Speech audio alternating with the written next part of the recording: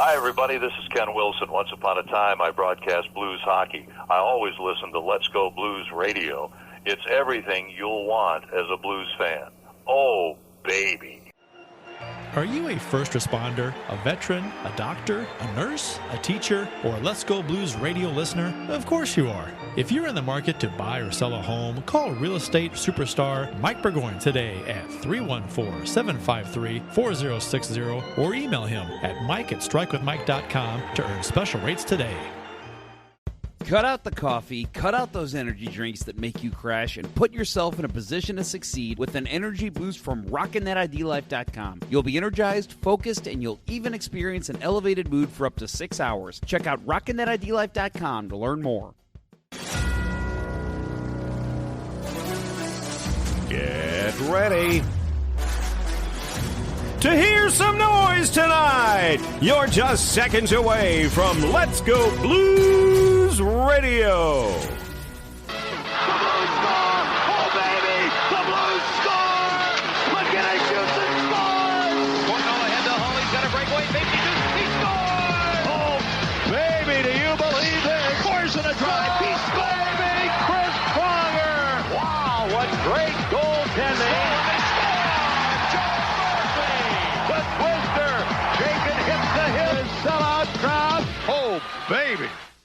Let's show this prehistoric bitch how we do things downtown. Welcome to episode 5 of season 14. This is episode number 486 all-time of the often imitated, never duplicated. I'm David Pumpkins, and I'm going to scare the hell out of you. We're the original St. Louis Blues hockey podcast, Let's Go Blues Radio. Special thanks to Mike Burgoyne of StrikeWithMike.com and Dustin Paul of RockinThatIDLife.com. Check out letsgoblues.com for links to our online shop, our active Discord, and more. It is Wednesday, October 30th, and we're streaming live to the masses. Make sure to follow us on socials at LGB Radio and like, follow, and subscribe on YouTube and Facebook. I'm your host, Jeff Ponder, and that's it. Kirk Price and Bill Day are both facing allegations and cannot join me tonight. The agenda for tonight includes some more Blues injury news, recent gameplay, contract extension, all that and more on this trick or treatery edition of Let's Go Blues Radio. So yes, you heard me right. This is a solo show tonight. Possibility we will see Kirk Price at some point, but yeah, we had some issues come up. Life gets in the way of doing the show sometimes. So unfortunately for Kurt and Bill, actually more unfortunately for me, they could not join me. So I will say, if you are listening live, I will be very active with you tonight. So if you are listening live, let's keep that conversation flowing as you guys normally do. I will definitely be reading comments, and I will be, you'll be my co-host tonight.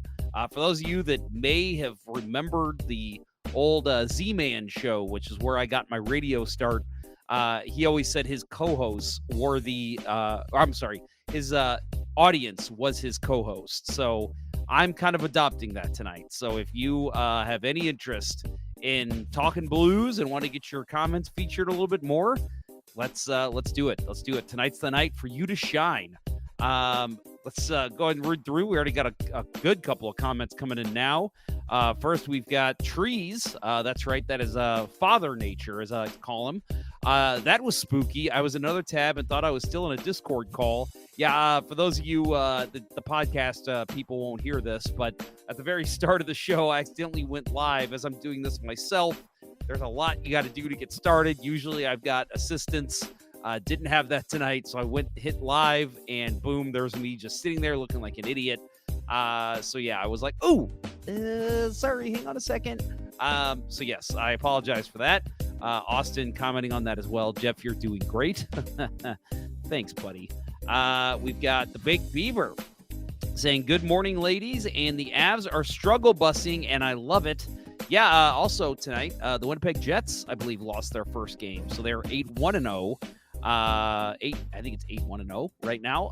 So that's great. Hopefully that continues. Hopefully they'll have a skid like the Blues had a couple of years ago when they went, won the first 2 games, lost 8, and then won 7. So maybe they'll lose 8 in a row. Wouldn't that be phenomenal? Let's see. We've got Trees was out of town for most of the time since the last show, so I missed the games. Looking at the scores, I'm not convinced the Blues didn't do the same thing. Yeah, they that last game especially, we'll get into it in a couple minutes. Baked Beaver says, happy Halloween. And we got Justin Scott. Jeffrey, how are you doing? I hope we're not in typical Blues fan suicidal mode tonight. No, we are not. I don't think that's the case. And he says, well, then him and Baked Beaver have a back and forth. And he says, no, we're not there yet. And no, we are not. That was let's just go ahead and get this one out of the way. The Ottawa game was a throwaway game. That's going to be my look at that one. The Montreal game, to me, was a little bit more concerning. We saw some things in that game that I do not want to see. Ottawa's the burn the tape. I think the Blues even made that joke today on their social media. They said something about they were leaving that game tape in Ottawa, as they should. So yeah, I that's just, it happens. It's going to happen, especially to a team that's middle of the pack. So we'll get to that in a little bit. Let's get to a couple. Well, first of all, a couple announcements I want to say. First of all, if you're a fan of the Puck Podcast, I am their guest this week. I am not co-hosting like I've done in the past. I am their second period guest, and I talk with them about the Blues, the season, the Thomas injury, where I think they'll finish, that kind of thing. And we also actually even talked about my son being a hockey fan. So if you have any interest in hearing me be interviewed about the St. Louis Blues, check out the Puck Podcast this week with our friends Eddie Garcia and Doug Stolhand. And then also, again, I want to mention the Ponder Cup, Stanley Ponder Cup, coming up 3 to 4 weeks away now. It's on Saturday, November 23rd. We have got so many awesome prizes for the raffle. So if you show up, raffle tickets are $1, 6 for $5, 12 for 10, whatever. You've got a chance to win some really cool stuff. We've got a Philip Broberg jersey for the Blues, Leo Carlson jersey from the Ducks, bunch of Blues hockey tickets, SLU basketball tickets, a PWHL gift basket, a Let's Go Blues radio gift basket, and then other stuff that are still going to be filtering in over the next couple weeks. So, if you have any interest in that, go over to dropinstl.com.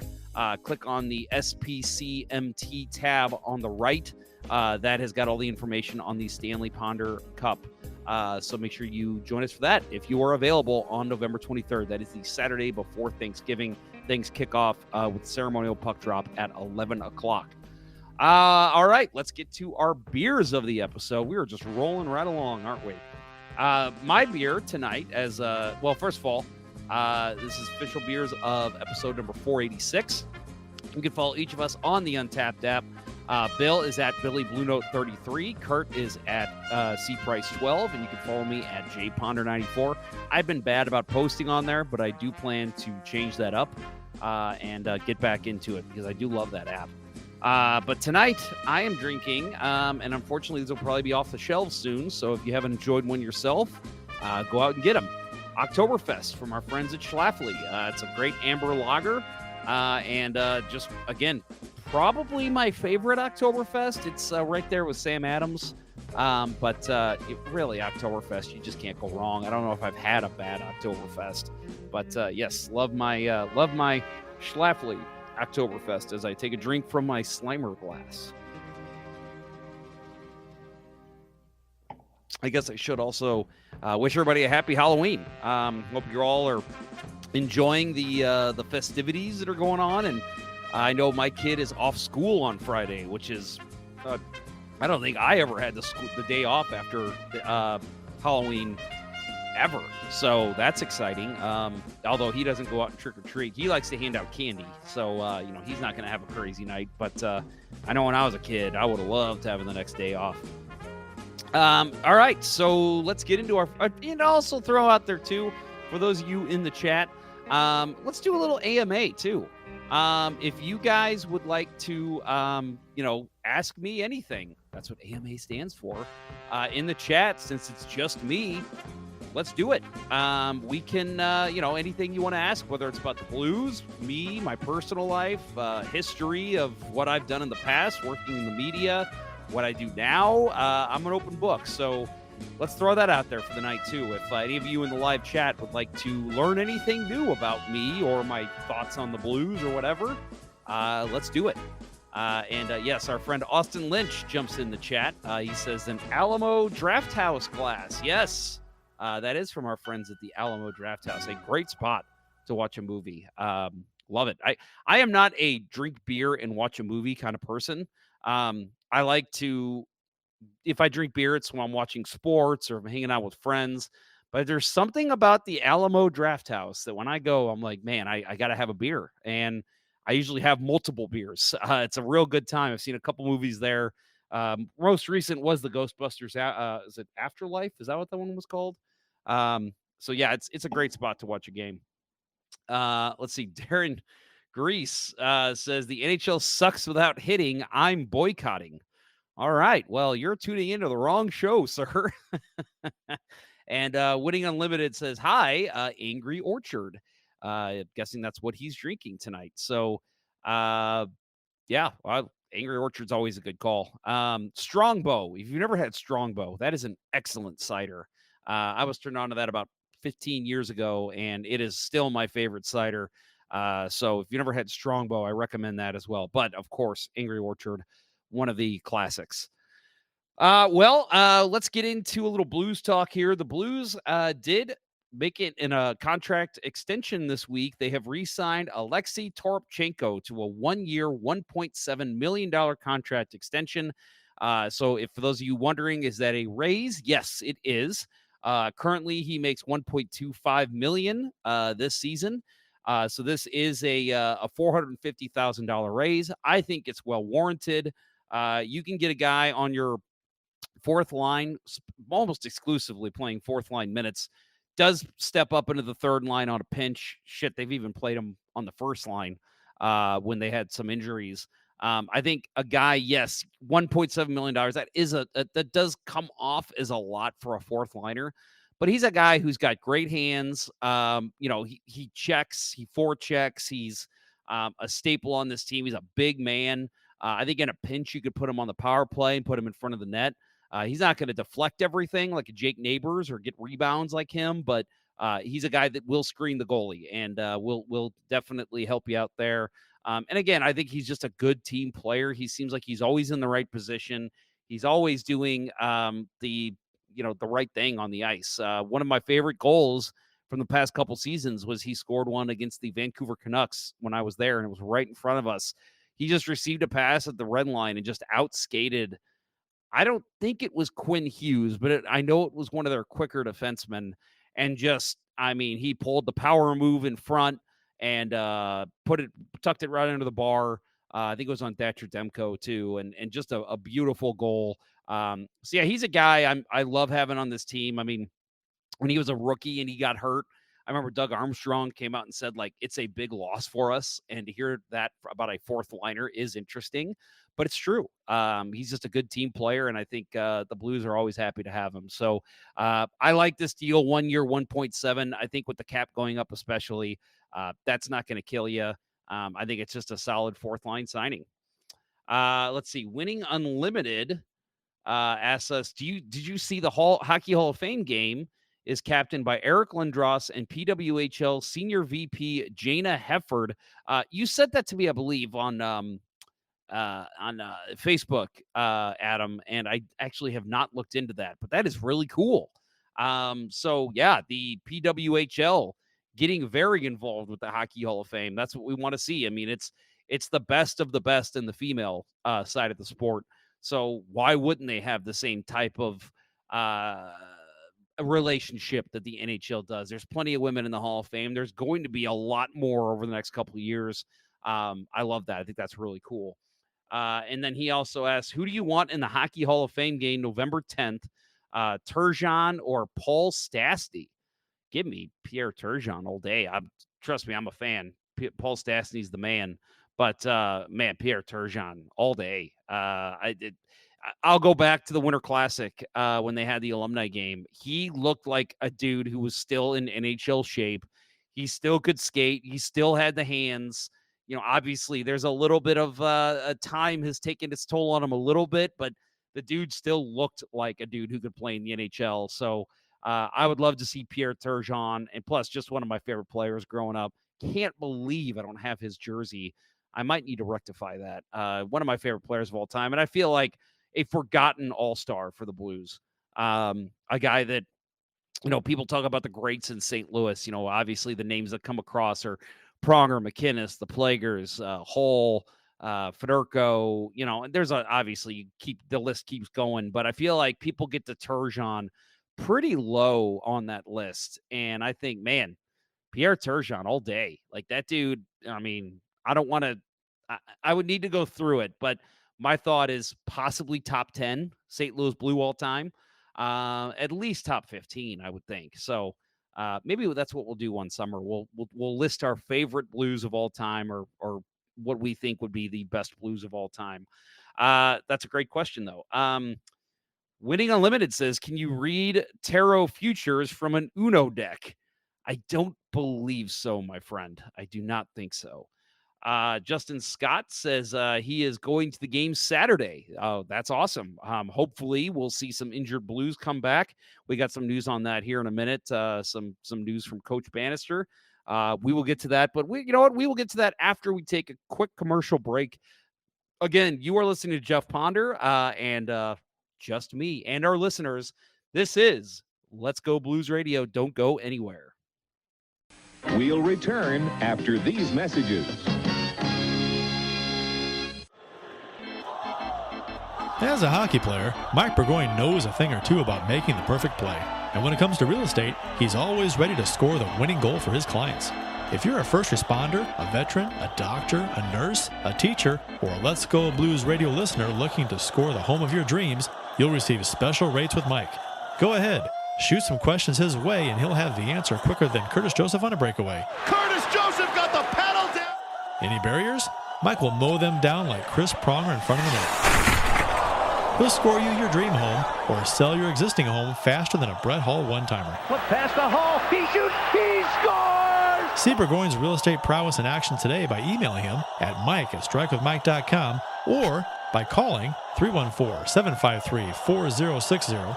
That email again is mike@strikewithmike.com, and that phone number is 314-753-4060. Getting Mike Burgoyne on your team will be the boost your power play needs. Hey guys, it's Jeff. The fun, energetic host of Let's Go Blues Radio. I know I give off a natural energy and cheerful glow, but as I've gotten older, I've realized I need a kick in the pants to get going. I've tried it all, from forcing myself to drink coffee to picking up an energy drink every morning, but none of it provided true, sustainable energy without crash. Luckily, my friend Dustin at RockinThatIDLife.com told me about their product, Energy, which provides exactly what I need. The first thing I do every morning is fill up my shaker bottle with water and a small energy packet, and within minutes of drinking it, my day truly begins. I feel motivated to get going on my work and feel the mental focus take effect as I dive into what I'm doing. I don't crash, and I feel like $1,000,000 throughout the day. Reach out to Dustin today to experience how much better your professional life can be. Email him at rockinThatIDLife@gmail.com and get $10 off your first order. That's rockinThatIDLife.com, and that email again is rockinThatIDLife@gmail.com. Don't let a lack of energy keep you from being who you want to be. And now, back to Let's Go Blues Radio, the longest running St. Louis Blues podcast with Price, Ponder, and Day. Well, unlike what our bumper just told us, it is just Ponder, no Price and Day. So that if you are just now tuning in, you're stuck with just me. But if you're listening live, make sure to keep commenting, and you guys are going to be my co-host tonight. So we will roll through. And also, again, why not AMA? If you guys have just random questions you want to ask me anything about me, my life, preference on soda. I don't know. Whatever you want to ask me, I'm all for it. Just let me know. Oh, my mom is here. I should have had my mom join me for the show. Hello, Jeff. Hello, Mom. I'm glad you're listening. I am solo tonight, so I hope you like looking at this beautiful mug. I know you do. So some Blues news to get started before we talk about the recent gameplay. Adam Jiricek has been reassigned to the Brantford Bulldogs of the OHL. A lot of people might be looking at that and hearing that and saying, what? Like, he's being reassigned now? You may not have realized it, that Jiricek did suffer a knee injury at the 2024 World Junior Championships. The Blues decided to keep him up while he rehabbed, so that way the Blues could keep a close eye on him. And that's a good one. Justin Scott, Jeff, you messed it up, man. Grab a Snickers. Yes, should have had one before the show. Let's see. So again, he was the 16th overall pick in 2024. So again, just wanted to rehab that with the Blues, so they can keep a closer eye on him. And he is now going back to the Brantford Bulldogs. I did see a quote. It's actually from Doug Armstrong during training camp. They asked why he wanted to keep Jiricek up. His quote was exactly, quote, "My understanding and my experience with junior teams is when they get these guys back, he's not going to get back and ease him into games. He'll play 3 and 3 nights, and he'll probably play 28 minutes a night. So we want to make sure he's ready for that. He's added some muscle mass. He's worked hard this summer. We're going to continue to get him as strong as possible and then get him off to junior hockey and hope he'll have a great year down there. World Juniors on the horizon. Here for him and looking forward to watching him progress." So yeah, that's I think that's a very valid point. You know, these kids, you know, they throw them into these games, and it's not that the juniors are bad to their kids. It's just, you know, they are expected to, hey, you're young, you're gonna bounce back. Let's get you into this 3 games in 3 nights. You're gonna play 25 to 28 minutes. I get that. So the Blues are just, we want to monitor, make sure this kid is fully healthy before we send him back down to that. So I do think that is a solid move by the Blues to keep him up. But yes, officially, Adam Jiricek, you will be getting prospect updates, I'm sure, throughout the season from various prospect reporters like our friend Michael Meyer. Mike Meyer. Does he go by Mike or Michael? I should know this. He's an actual friend of mine. I call him Mike. Yeah, so if you're looking for any news on him, make sure you follow him on social media as well. So we got a couple questions here. Trees, thoughts on Blues prospects? It's a very vague question. From what I've seen, I am very excited. Let's go ahead and throw your question back up. Yeah, I'm excited. I love what the Blues have in the pipeline right now. Most excited I've been for Blues pipeline since before they started making the playoffs consistently in 2012. I think that, Jimmy Snuggerud is a guy that can step in. I'm going to talk probably tonight a little bit about Bolduc. He's not, and I'm not down on him. I just don't think he's progressed where the Blues want him to be. So I could see once these injured players start coming back, I could see him maybe spending some more time in the AHL just to get him more playing time against still competitive players. It's just, like I said, right now he's kind of expected to get top 6, top 9 minutes. And I'll admit, I think it's kind of overwhelming him. But we'll talk about him probably a little bit later. But guys like Zach Dean, from what I've heard, he looks pretty good down in the AHL. And then Dalibor Dvorsky, I think we'll see him sooner rather than later. The defense, Theo Lindstein, all these other names we've heard, especially the Swedish prospects. I'm very excited to see them. And defensemen take a long time to really, truly ripen and be NHL ready. Adam Jiricek, obviously a guy we're talking about right now. I think he's got a very bright future, but probably 3 to 4 years away until we really see him step into the limelight. I mean, you think about Alex Pietrangelo, every time he got sent down. No offense if you were one of these people, but, the people that maybe don't follow the whole prospect way to the NHL were very upset every time he got sent down. But look at what he turned into, first captain in St. Louis Blues history to raise the Stanley Cup. So clearly they did something right with Pietrangelo, getting him ready. And then Ian Cole, another guy who got sent down a lot. And yes, he has been a journeyman NHLer, but he's still in the league. Teams still value him. So that's what it takes with some of these defensemen. From what I've seen, the Blues prospects are as good as ever. The shelf is very full of very good talent coming through the way. So I do think that the Blues are set up for success over the next couple of years. A couple of these guys aren't going to hit. You just have to expect that. It's going to happen. But when they do, I do think that it's going to pay off. It's, again, if you have 10 prospects, 6 may hit and be NHL talent. But if the Blues could beat the higher end of that, 6, 7, 8, then you're really talking. But I would expect some of these guys are going to fizzle out a little bit. I don't think that'll be Bolduc, even though I just said what I said. But I do think that some of these guys, it's not going to be every single one of them. If it was, the Blues are going to win 10 cups in 10 years, and that's just not how it works. All right, we got a couple more questions. The Baked Beaver, do you have a Pronger tattoo, and why did you choose your right cheek and not the left?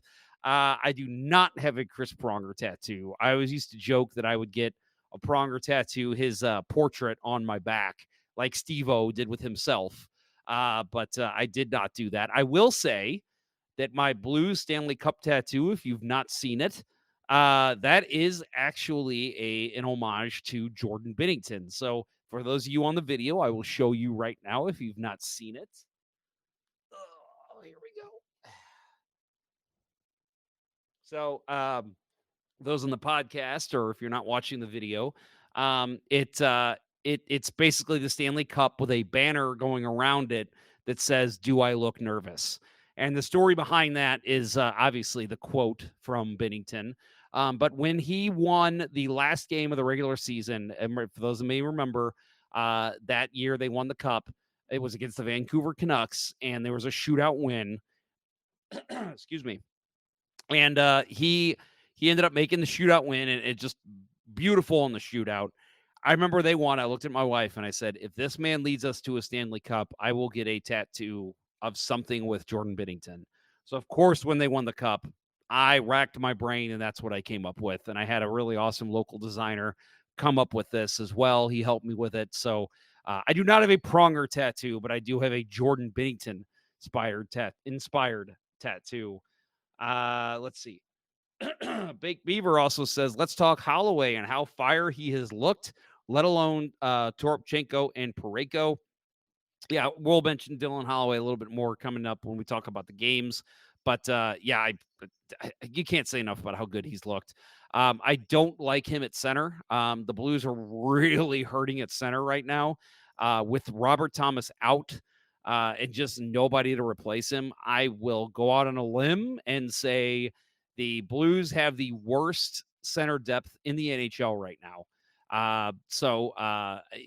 When Thomas comes back, that jumps up a couple spots, but still right now, I don't like the depth. They got a couple good fourth line guys like Sundqvist and even Texier can fill in that role, but and then obviously Faxa.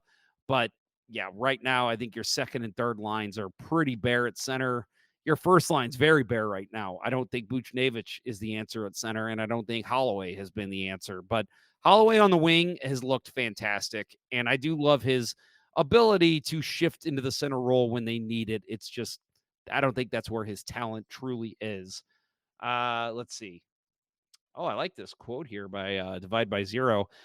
Talking about Jiricek, you have a BJC next door, which those maybe not in the area don't know. BJC is a local hospital. You would be crazy not to supervise the kid's medical issue with what was invested in him. Exactly. Blues took a high pick on him. They've already signed him to an entry-level deal. They're not going to they're going to want to monitor his progress as much as they can. So might as well keep him close. Let's see. Baked Beaver agrees. Dvorsky needs a couple call-ups this season for sure. I think that is coming sooner rather than later. I, again, will go ahead and go out on a limb and say we will see him before Thanksgiving, especially with these injuries piling up and the Blues just needing some scoring punch. I think that could easily be Dvorsky. I do think he's going to get called up sooner than we all thought he would with the injuries we've seen. Then let's see. Again, sorry. Usually I have my co-host to vamp for me as I read through comments, but not the case right now. Let's see. Justin Scott. Buch has been absolutely non-existent. I love Buchnevich, but he has been a ghost. I think that goes back to him playing center. I just don't think he is center material. I know he's played it before. I know he's interested in playing it, but his best game is at wing. If you don't have him on left wing, he's not going to produce like you expect him to. Um, Having that extra defensive responsibility. He's a very defensive, responsible player, but I just don't think he's the type of guy that you can really rely on to be your shutdown center. He's not Michael Hanzus, for example, or Jay McClement, Silent J. He's just not that type of player. Not saying Robert Thomas is, but he's a guy that knows the position well, in and out. And I know Buchnevich has been trying the last couple seasons, but he's a left wing. I just think they're really spreading his talent thin by putting him at center. So let's see. Divide by 0. We need to draft a goal scorer. I think they have. It's just a matter of these guys have got to develop. This is from Divide by 0, by the way. I think they have the goal scorers in the pipeline. It's just right now you've got to wait for these guys to develop. You know, the real, like, we've got to start picking up talent started 2017, 2018-ish. And then obviously, you know, the team blew up a little bit in 2022. And that's when they started saying, yep, time to start getting the scoring depth. So I do think it's taking time, but some of these guys, you know, again, we've seen Kyrou be the first one to really graduate, even Robert Thomas. But we're going to see Dvorsky. We're going to see Snuggerud. I think there's a couple other guys that could surprise and step up and be good. I mean, Jake Neighbors is a guy who's really stepped up his game. So I do think those guys are coming. It's just, you know, we got to be patient, unfortunately. Let's see. Big Beaver agrees with me. Before Thanksgiving would be awesome for Dvorsky. Give him that chance to shine. Yep, I agree 100%. And he says, Booch gets out of position too often and then getting beat and kind of panics. We saw that in the Ottawa game. There was a lot of bad stuff that happened in that Ottawa game, but yeah, that was I think was it the first goal?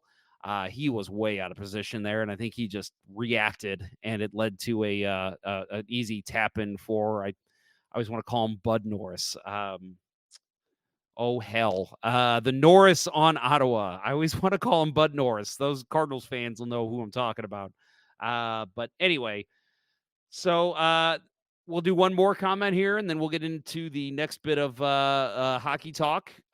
Justin Scott says, I know we're talking about the big loss Thomas has been, but can we talk about Joseph being out? He's not a goal producer like crazy, but look at the energy and effort he brings every game, Jeff. Yeah, I agree. He is a big loss. And again, actually, let's go ahead and read this now. It's a good segue, sir. And of course, I closed it. Let me pull up this news. So there was some updates later today from and Josh Norris. Thank you, Heavy 44. Bannister provided some updates on the injured Blues. He says forward Kasperi Kapanen, who did not finish Tuesday's game against Ottawa, has an upper body injury, is considered day-to-day. He is undergoing evaluation, but will stay on the road trip with the Blues. So that's good news. He is not headed home. He is apparently fine enough to still be with the team. Mathieu Joseph suffered a lower body injury in Saturday's game in Montreal and returned to St. Louis for evaluation. Bannister said the team received good news from his MRI, and the forward is currently day-to-day. I did see that there is a possibility he could play Saturday. So hopefully we will see his energy back in the lineup pretty soon. The last note came on our favorite player here at Let's Go Blues Radio, defenseman Nick Leddy. Initially joined the Blues on their current road trip, but has since returned home to St. Louis, where he will meet with team doctors and receive treatment. Leddy was placed on IR with a lower body injury on October 22nd and has not played since October 15th versus Minnesota. Crazy thought, and I've thought this now for over a year. Put Nick Leddy on the wing. The dude's an excellent skater, a great puck mover. You're hurting on offense anyway. You've got plenty of defensemen that you can slot in who are just as good and most are better than Nick Leddy. Put the guy on wing. See what he can do. Why not? At least on the power play. Have him out there setting up players. See what he can do. I mean, again, he's a defenseman. He's not a forward. He's going to look out of place, at least at first. But, I mean, the Blues have done this in the past with other defensemen who are good skaters. Kevin Shattenkirk's played wing before for the Blues. God, there was somebody else I know used to play a lot of forward for the Blues. In a pinch, I know the Blues back in the day, they put McInnes. I remember they put him on a wing for a couple shifts here and there while they had some injuries. So, I just think, why not? What's it going to hurt? He's not a defenseman. He's not a defensive defenseman. Put him on wing. Let's see what he can do. All right. Let's move on. Okay, so let's talk about some of these games, shall we? We'll talk about the good one first. Let me take a sip of my beer. All right. Blues destroyed the Maple Leafs 5-1 Thursday night. I like what my friend Kirk Price said. He says in our notes, not sure how the team that beat Toronto 5-1 is the same team that lost 8-1 to Ottawa. That's crazy. Yeah, 100%. So a couple game notes in this. Oscar Sundqvist returns and played in 11 minutes and 49 seconds of ice time. He's returning from that torn ACL. Holloway scored 2 goals in this game, so a little more love for Holloway there. Alexander Texier, who I have enjoyed a lot. First goal as a Blue in this game, which, not exactly the greatest goal ever. I thought it was a nice shot. This was reminiscent for me of the Cole Caulfield goal on Saturday against the Blues, the 4th goal of the game for Montreal. A good shot, but one that I think Joseph Woll probably should have had. As they say, he wants that one back. By the way, I hate that fucking line. I hate that. Goalies want every goal back. Come on. You're telling me a goalie is like, oh, that was a good goal. Oh, well. No, every goalie will tell you they should make every single save. Like, even the ones they have no business making saves. Talk to any goalie. They'll say, yeah, I should have come up with that one. They all feel that way. So I hate that phrase of, oh, he wants that one back. They want them all back. Come on. Anyway, so in this game, Kyrou and Buchnevich scored 2 assists each. And the Blues defeated Berube in his first meeting since he was let go with the St. Louis Blues. Binnington made 40 saves on 41 shots. Joseph Woll made 22 saves on 26 shots. We're going to talk about special teams in a little bit, but the Blues were 1 for 2 on the power play, and the Maple Leafs were 0 for 4. So a good showing on special teams for the Blues, which is not a theme of the season so far. Excuse me. I'll say with this game, team play. That's what won this game for the Blues. This was the best team game I've seen them play. I don't want to say in the last 2 seasons, but it's pretty damn close. I mean, it's a top 5er for sure.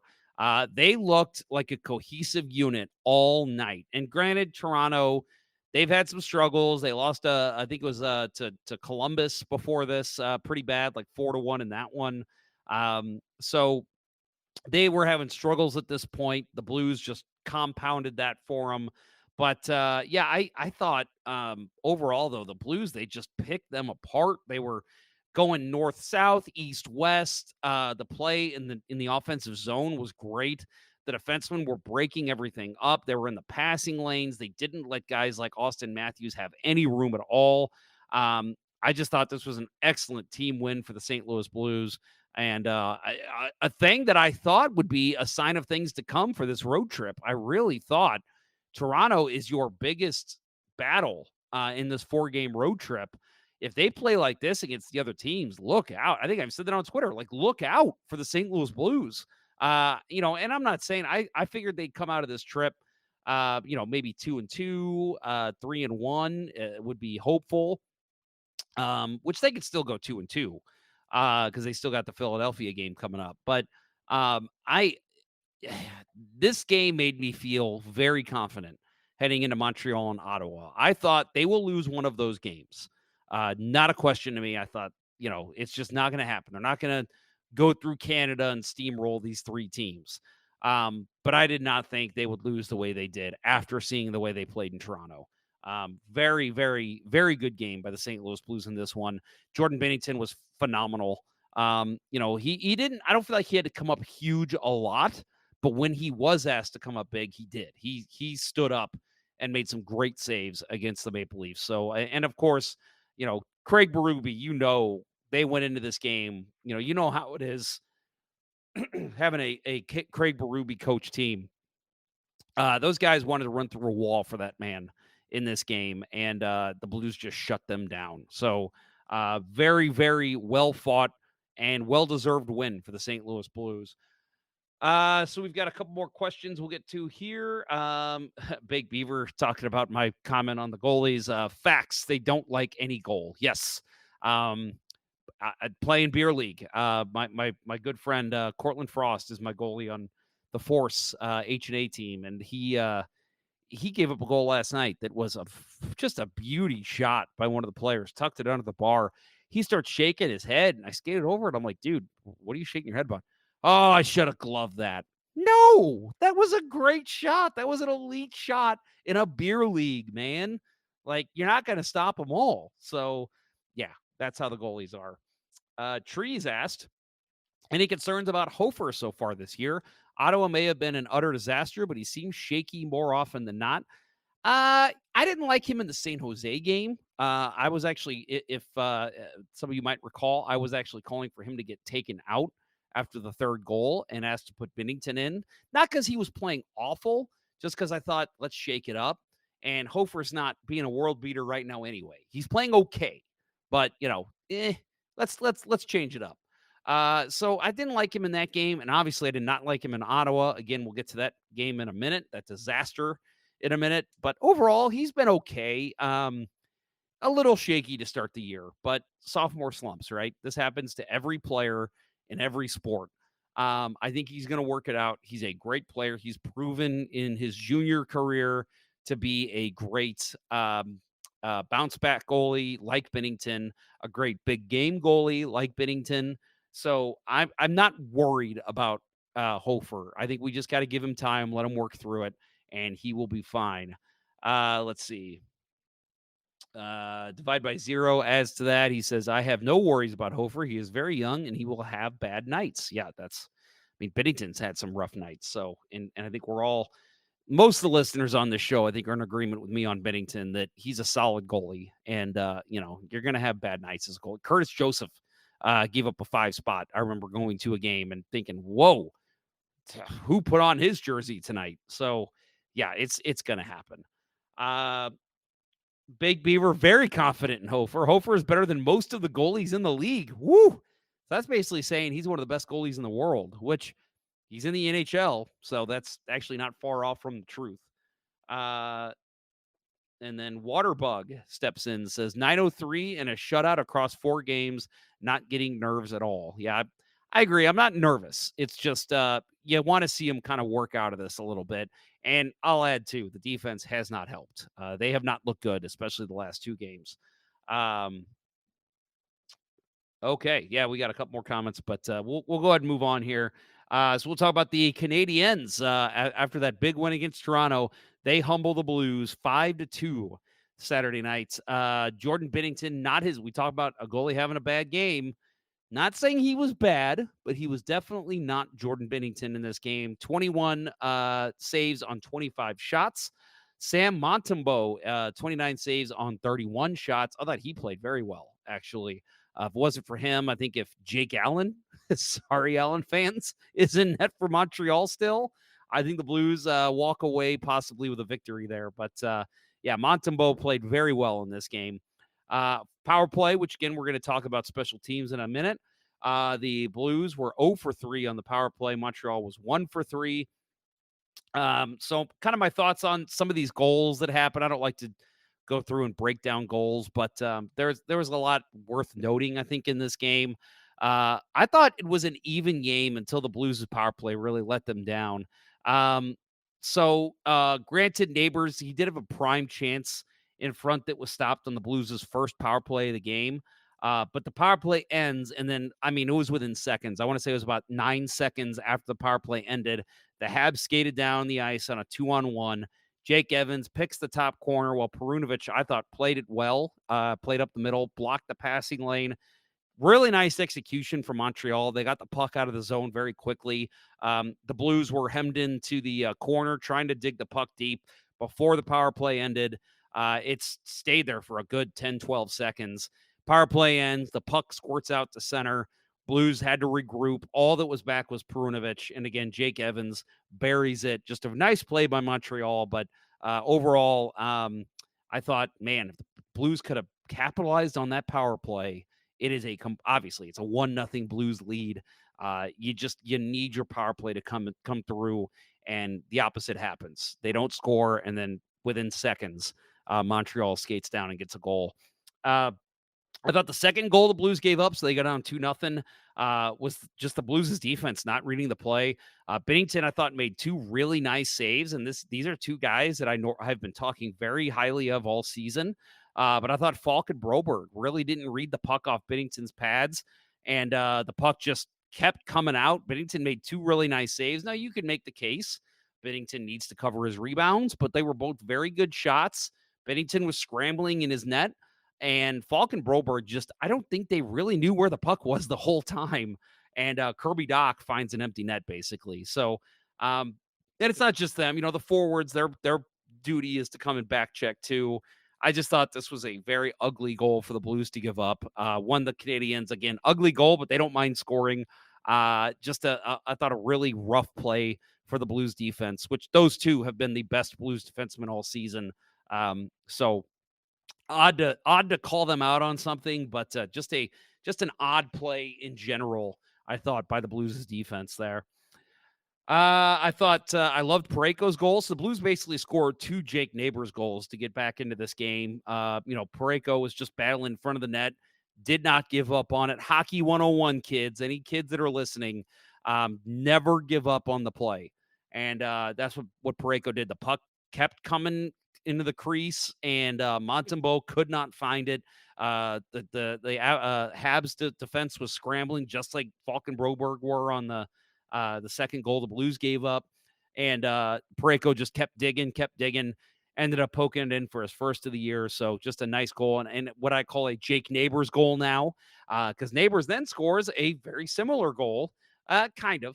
So the Blues broke in, and I think it was Shen and Saad. Saad goes behind the net with the puck, and Neighbors just goes right into his office, right in front of the net, and scores to tie the game at 2 because he's crashing the net again, kids.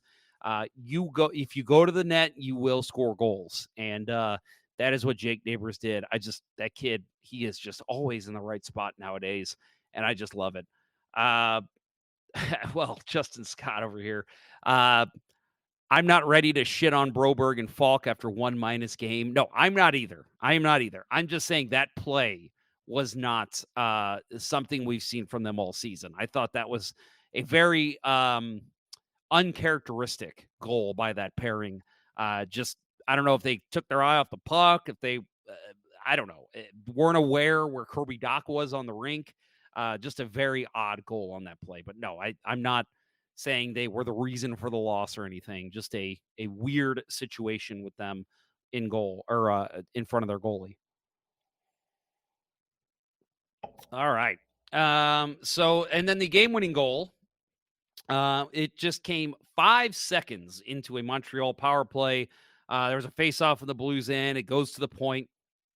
I thought the Blues just did not read this. They did not get set fast enough. Kirby Dach gets the puck. One touches. It's a beautiful play by Kirby Dach. Don't get me wrong. He gets the pass from the point. One touches it back in front, finds Newhook, and it's just a bang-bang play. Binnington has no chance on this goal. And I just thought this was a really nice play by Montreal. But again, I don't think the Blues got set quick enough. You've got to think that when you have an offensive zone face-off with the power play, the goal is, even though you want to work the puck around, the goal is to get it in front of the net. Again, Kirby Dach, side of the net, he's got a chance to shoot there. He had to pivot in order to get a shot on goal because he's a righty from where he was. But if you tie up a stick in front off Newhook, that play doesn't happen. Again, maybe you got Dach skating in by himself, one-on-one with Binnington. But I think you got a better chance of Binnington making that save from that angle. as opposed to a bang play in front. I just thought the Blues, it took them way too long to get set for that power play. And I'll say the fourth goal, I mentioned earlier, the Joseph Wool goal on Alexander Texier. Caulfield streaked up the middle and just beat Bennington low. I thought this was a big backbreaker for the Blues. I'm not putting the loss on Bennington, but that is a save you need to make when your team's down by one late in the game. I thought that was just a Bennington. I don't know if he just didn't read it, if Caulfield maybe stuttered the shot more than I realized and drew Bennington into an original shot. I'm not sure what happened there, but I feel like that's one Bennington had to have. He was out far enough, even if he was getting a little screened, to take off the angle and make the save. But just not again, a great shot by Caulfield. Don't get me wrong. Excuse me. But I thought overall just a one that Bennington has to have. That late in the game, you need your goalie to come up with the big save. Excuse me. My goodness. All right. So let's not focus too much. And I'll go ahead and say this now. Damn, sorry. The this Senators game, it's a throwaway game. This is a game that you cannot sit and point at and say, oh my God, if they just would have won this game, they could have gone on a tear. You're going to have games like this. It's an 82-game season. Now, if it becomes a trend, they lose this one, then they go into Philadelphia tomorrow night, lose that one 5-1. Then in a couple weeks, they go on another skid where they're losing games 8-1, 4-1, 6-2, stuff like that. I do think that that would become an issue. That would be like, okay, there's something here where team is not showing up for certain games. This, to me, it's a non-starter for me. I just feel like this is a nothing game. It's not one we're going to point at in April if we don't make the playoffs and say, well, if they wouldn't have sucked against Ottawa, because you're not giving up points to a division rival. You're not giving up points to even somebody in the West. You lost a game. This could have been 2-1. Guess what? The result's the exact same.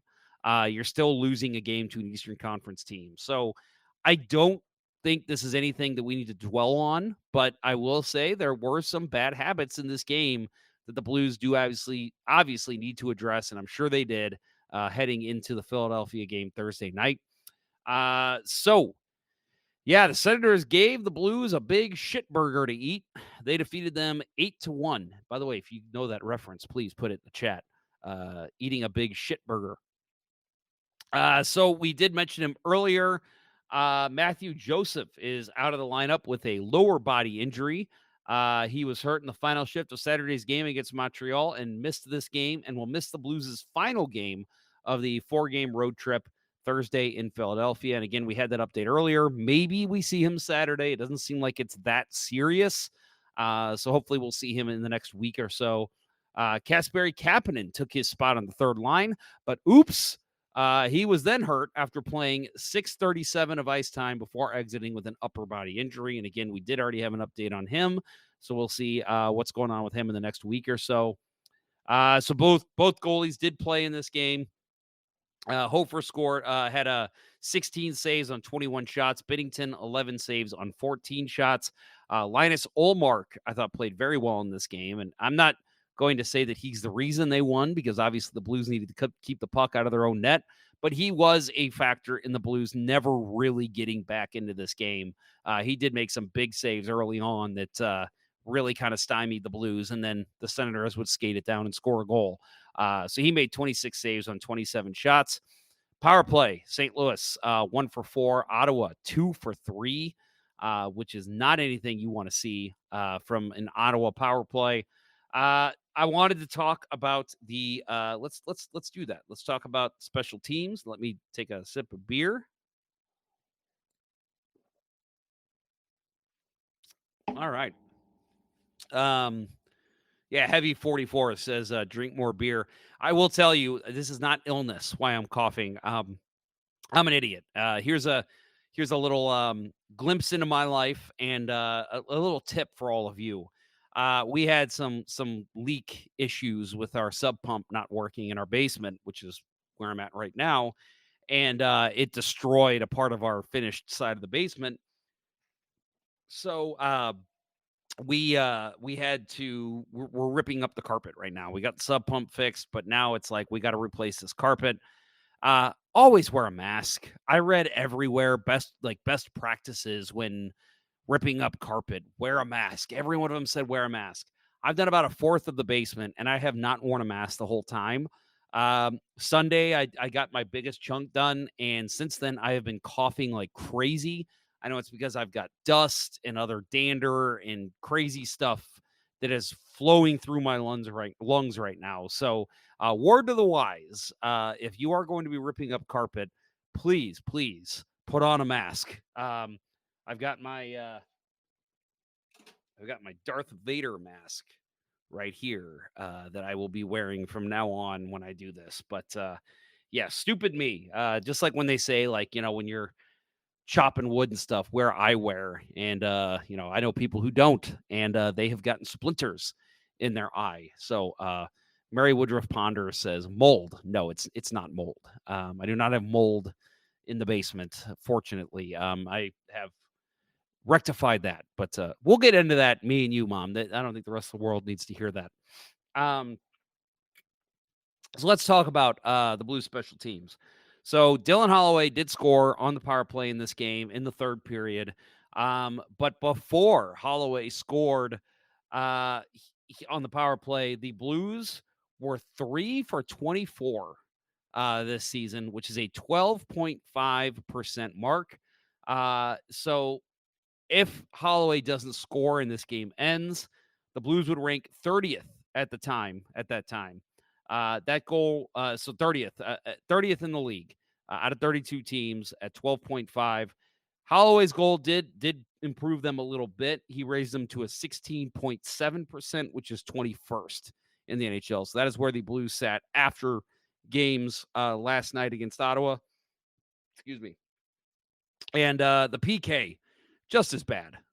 They are 19 for 27, which is a 70.4%. That is 28th. So just not anything you want to see. And I'll add to the Blues power play. They could have changed the outlook of this game.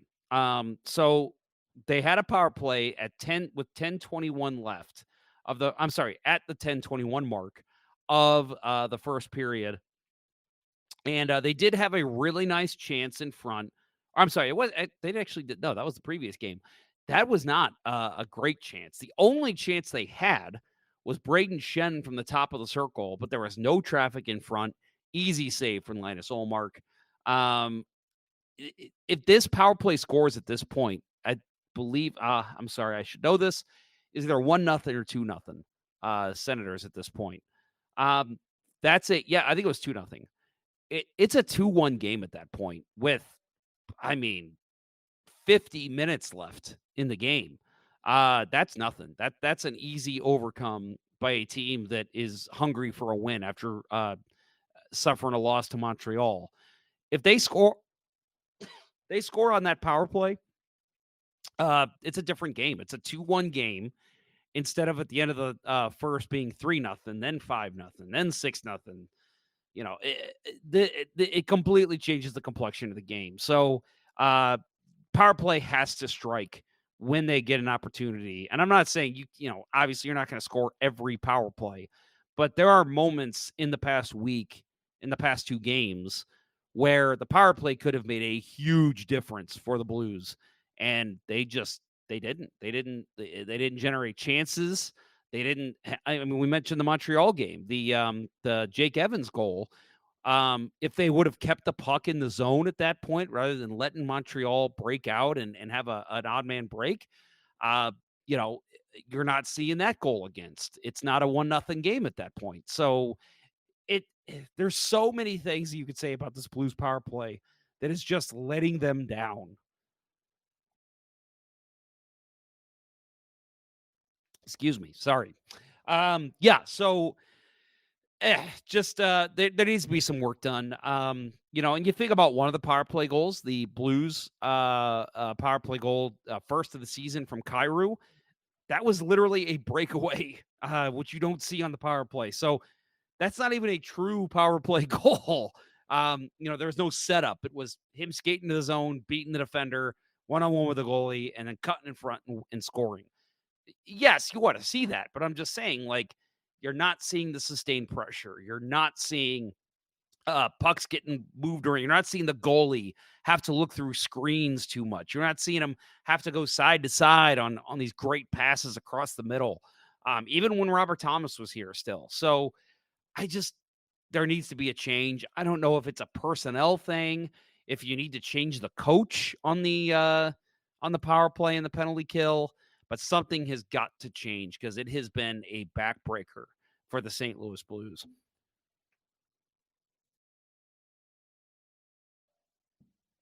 We've got, let's go to get some of these comments here. Ken Morris chimes in. He says, our power play has been terrible so far. Light sound geometry. The team is soft and lack elite skill. Army is a turd. No media accountability. That's harsh. Army feels no pressure. Booch is a bad contract too. Team can't pass. Poor passing and no puck control. They are one and done. I agree with that. It's a soft team, poor team. It's Army, terrible roster creation. Somebody's a little upset. I get it. I totally get it. This team was a perennial cup favorite for years, and now we're having to go through this retool, and that takes a toll on a fan base. So I totally get that. But I do think they are on the upswing. I think that by the time Steen takes over, this team will be a playoff team at the very least, and within a couple of years, a cup team. I do like their pipeline, as I talked about earlier, for their prospects. But yeah, I get it. I get the frustration. I get the anger, especially right now with all these injuries. It's hard to watch at points. I mean, I'll admit, I didn't watch the whole Ottawa game. I had to come back after the game to watch some of it because when it became 5-0, I just had enough. I was like, I can't do this. I don't want to sit here and watch this. So I watched the rest of it this morning on replay, and not fun. So in this game, Adam Gaudette, of course, to add insult to injury, scored 2 goals against the Blues. He was the guy who was acquired in the Ryan O'Reilly trade. He played a couple games up here in St. Louis, mostly played in Springfield. He was not re-signed this past summer. And, of course, he comes back to bite the Blues. 2 goals in this game. And the Blues' lack of center depth, I thought, really showed in this game for a couple of reasons. Obviously, you got 1 goal in a game that really you were, I don't want to say expected to win, but you should have at least put up a better fight. I thought, again, just there's no, I don't even know how to put this. You see a lot of puck chasing from the centers right now. It's a lot of, okay, I'm going to go to this guy. Okay, I'm going to go to this guy. It's a lack of awareness, I guess, a lack of defensive awareness from some of these centers, Buchnevich, Holloway, and it's just it's leaving guys open. It's creating issues. The first goal I thought was scored purely because Buchnevich couldn't keep up with his man, and yes, Josh Norris, thank you, Heavy 44. He one time did past Hofer. That Buchnevich just did not play that one right. I think if you've got a Robert Thomas, and again, I know Thomas doesn't play 60 minutes, but a Thomas, a Foxa, even a Sundqvist, and then, whatever plug-in center 2 that the Blues just do not have right now. I don't think he's as open as he was. Buchnevich was trailing behind the play. I feel like he just misread it. He just misread the play. And then I thought the second goal was Schen's inability to tie up his man or take the body. I thought he tried to deflect the shot. Like he let the guy get the pass and thought, then I'll steal the puck or I'll deflect it. I'll lift his stick last minute, whatever. But the puck, he let the guy get the puck and then he tried to stick his stick in front of it. And it was just a mistake. It basically let Noah Gregor receive the pass and get a nice chance on Hofer. Hofer did not have a great game in this game, don't get me wrong, but that was a great shot, and it should have never happened. Braden Shen is a feisty guy. We've seen him knock guys out right there in front of his own net, and I just don't think he played this well at all. And obviously, he is normally a center, so you can make the claim that the injuries and the lack of a second line center didn't really play in much here. But yeah, I just thought you got to body this guy. Don't let him get that shot off. Don't try to deflect it. You lift his stick before the puck gets to him. And this is all in hindsight. This is all a beer league guy talking, but I just don't like the way Shen played that. I was watching the Canadian broadcast. Somebody said that Jamie Rivers said that there's not much Shen could have done there. I don't know if he truly said that, but if he did, I completely disagree. I just think Shen, he didn't use his body on the play. Again, hockey 101. You take the body, never take the puck. And I'm not saying you need to light guys up. I'm saying don't let them get shots off. If you have a chance to body someone up and not let them use their wrists to get a shot on goal, that's what you do. And I just don't feel like Shen did that on this play. So there's your 2 first goals of the game, puts the Senators up 2-0. Blues already in a hole. And then again, like I said, you got that power play that just sank the ship. And the Senators just went on a roll. Yeah, and so that's most of my points. I know Kurt's got a ton of information in here. Let's see. He says this was the worst game I've seen the Blues play in a long time. They just didn't have it in this game. Sure, they played better for about 8 minutes to start the second period, but the play still wasn't very good, and they regressed after that. 3 goals against in the first period, 3 goals against in the second, and 2 goals against in the third. Woof. It's not too often where I say the effort wasn't there, but it just didn't seem like the Blues cared to win this game. So much sloppiness, mishandling of the puck, passes weren't connecting. They didn't have a lot of offensive zone time, very few, if any, high danger chances. Everything seemed to be from outside. It was men against boys for 95% of this game. Yeah, I agree. St. Louis made Ottawa look like a cup contender. He goes on and on and on. I'm sure there's a lot of this he wants to say himself, but we just hour and a half show, Kurt. But no, I appreciate the commentary. I wish I could read through this a little more for you, but let's go ahead and move on. Again, throwaway game for me. Unless this becomes a trend, I am putting this one in the back of my memory and saying, let's see what they do in Philadelphia. And again, if we're, 3 weeks down the line and they've had a couple more losses like this, then yeah, I am bringing this back to the forefront of my memory. And I'm saying, this is an issue. We've got to figure this out. Why is this happening every couple of games? But right now, early in the season, they just didn't have it. It would have been, and this game really would be a throwaway for me if they would have won the Montreal game.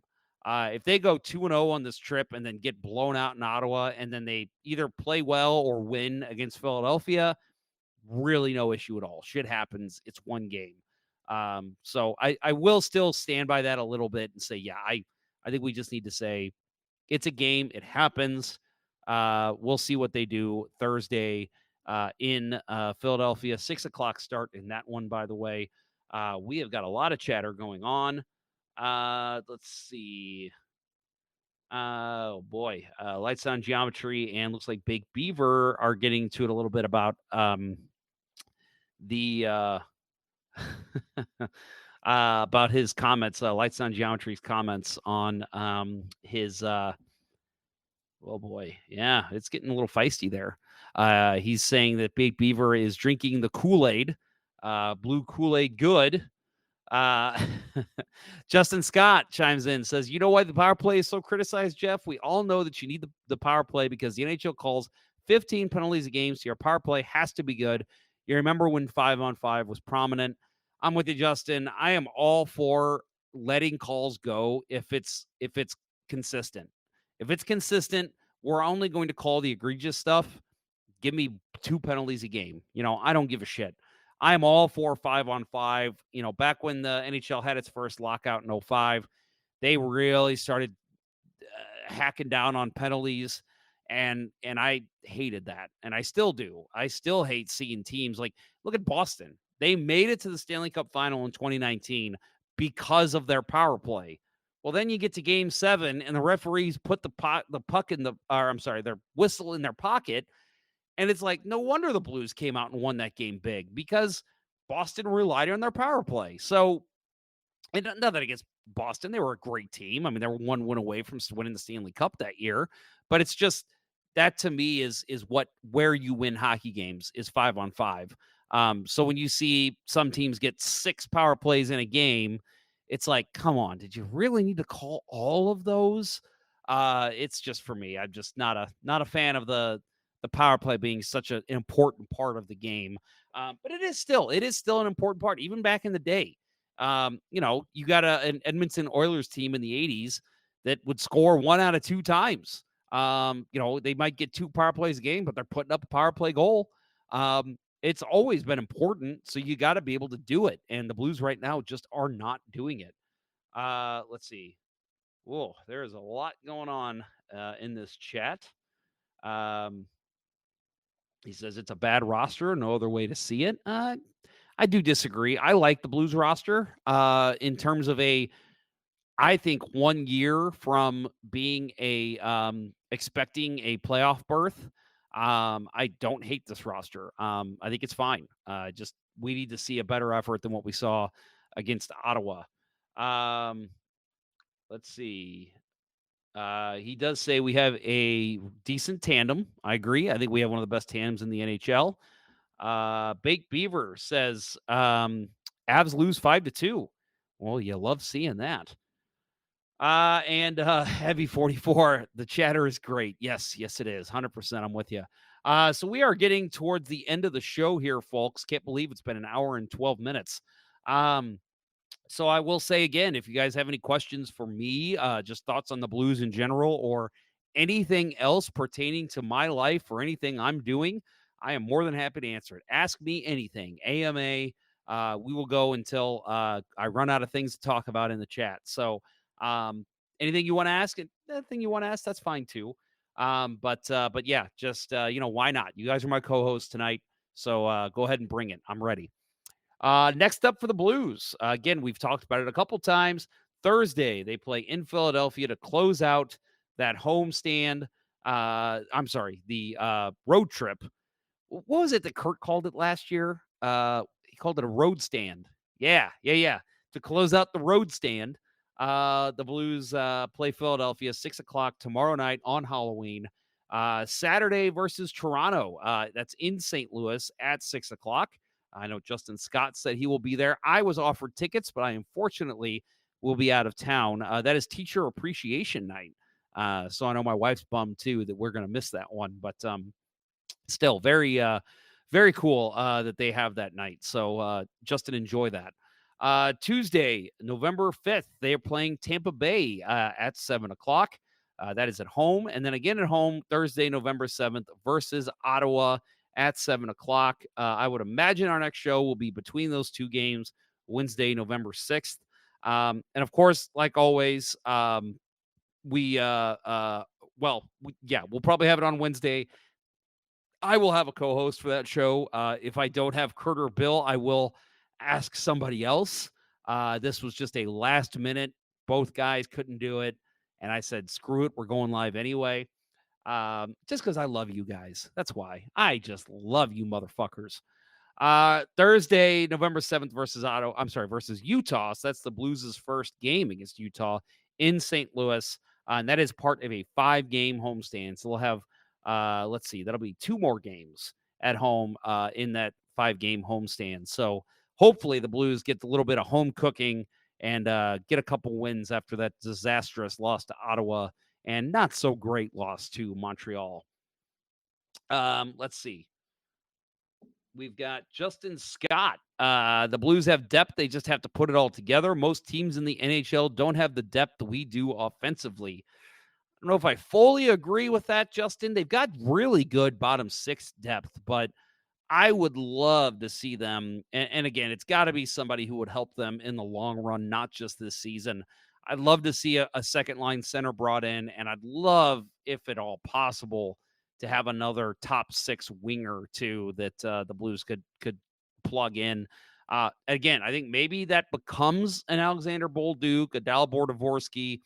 Shit, next year, who knows? Jimmy Snuggerud might jump onto the scene and be fantastic as a rookie.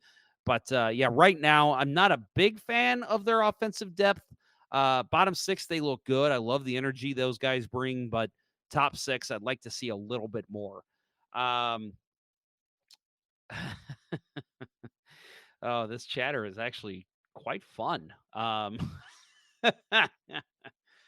Yeah, Justin Scott, that's true. He says, well, being a teacher, I got to go, right? Yeah, and they got a pretty cool giveaway. I think it might be is it a fanny pack? I don't know. I can't remember. Either way, well, I don't have anything for rapid fire tidbits. So I'm done. This was a fun show, guys.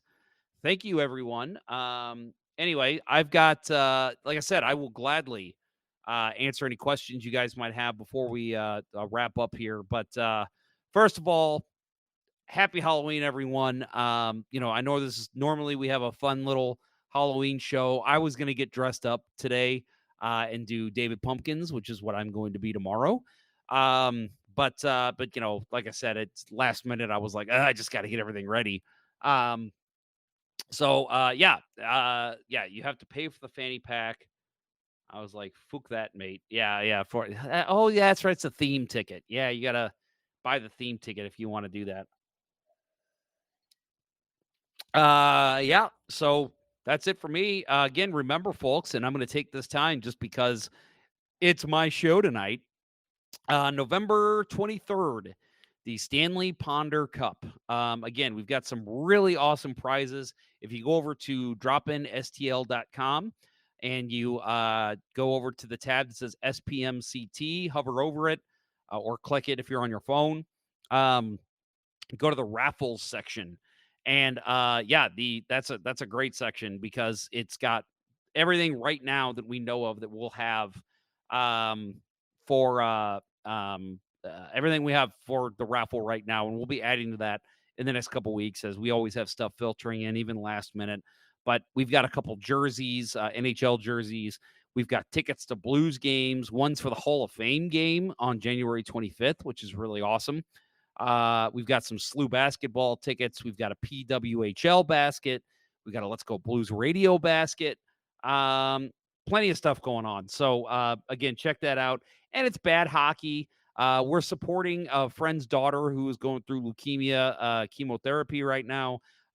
So all proceeds go to her. So if you just show up, buy a beer, buy a hot dog, buy a pizza, whatever, put your money, anything into the rink at all, some of that money will go back to our friend Evelyn Parks. So we encourage you to please show up and show your support for such an awesome cause.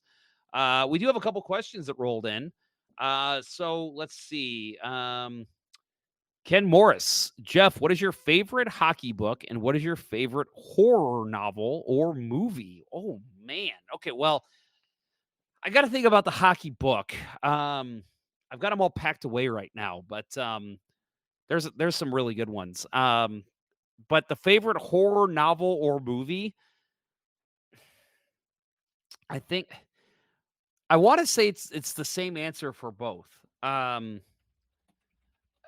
Yeah. Oh man. Okay. So. Okay. Yeah. I mean, I gotta say, The Shining, definitely is my favorite horror novel. And I know that's kind of cliche, but it is really well done. And I'm not normally a big Stephen King guy, but I thought that one was so well done. And then the movie, of course, with Jack Nicholson, just unbelievable. But I gotta say, does Alien, the original Alien, does that fall under horror movie or is that sci-fi? If that one counts as horror, which I think it is, that's got to be number one for me. If it's not The Shining, just such a well done movie. Sigourney Weaver is fantastic, ageless by the way, still just a beautiful woman. I gotta say, yeah, Alien. I mean, the scene with the alien bursting out of the chest, the first time we ever saw that. I mean, obviously they've done that a shit ton now in all their movies. I just saw Romulus, the latest Alien movie. I thought that one was really well done too. The original Alien. That's my answer. I'm gonna go with that. All right. Okay. Hockey book. I'm drawing a blank on the name. It's the Wayne Gretzky book. 99. I think it's just called 99, and then it's like is it called 99? 99 Stories of the Game, I think is what it's called. But yeah, it's actually done by Wayne Gretzky himself. I can't remember, somebody co-wrote it with him, but that's just a great book. I mean, just reading about all the greatness that he did. The Ken Dryden one is really well done too. It's mostly autobiographies for me that I like to read when it comes to hockey. What was the one? Game Change by Ken Dryden. It was actually about Steve Montador that he wrote. So, and Ken Dryden, for those who don't know, is a genius. Not just a great hockey guy, but a very, very smart, well-educated man. So that was a great book. The Boys of Winter is another good one. That's Team USA, story of 1980 Olympic team.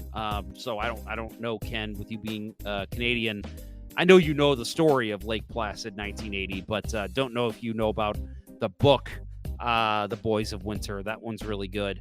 If you have any teenagers that might be interested in reading about hockey, I remember there was a book I liked as a kid. It was called The Iceman. It was about a teenager who basically is going through puberty and trying to play hockey and basically deciding if that's going to be his career path or not.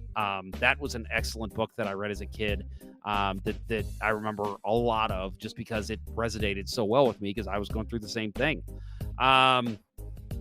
Anyway, so we've got Heavy 44 weighs in, and he says, Heaven 1995 Devils video on YouTube best. All right, well, check that one out. So then we've got, let's see. Well, Justin Scott, Jeff, you messaged me after the show? Surely, sir. Of course. Baked Beaver says, thanks for still doing the show, Ponder. Look forward to it. I love doing the show, even solo. I'll admit, this is probably the most nervous I've been doing a show because I'm like, is this going to go well? I think it went okay. We did a good job. You guys were awesome co-hosts for me.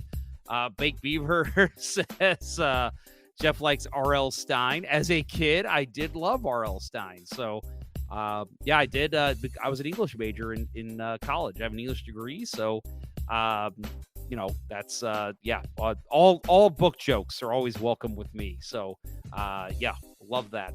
Heavy 44, Above and Beyond, Wayne Gretzky. Okay, I don't think, is that the same one I was talking about, or is that a different one? I think that's a different one.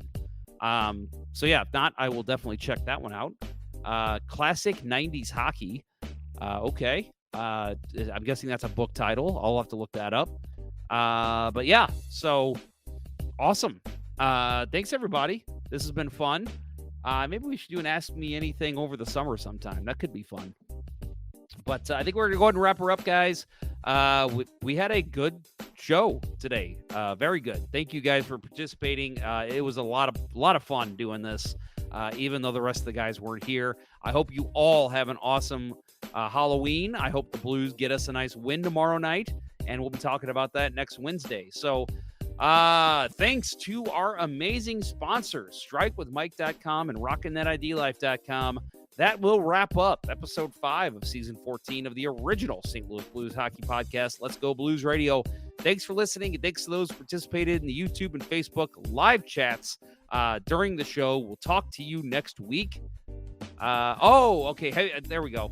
Heavy 44 does say for his classic 90s hockey, and then his Above and Beyond Wayne Gretzky and the Heaven 1995 Devils video. Those are good 90s hockey documentaries. So there you go. Check those out. And Baked Beaver also says, thanks. Have a good night, Ponder. You too, sir. Thank you very much for tuning in.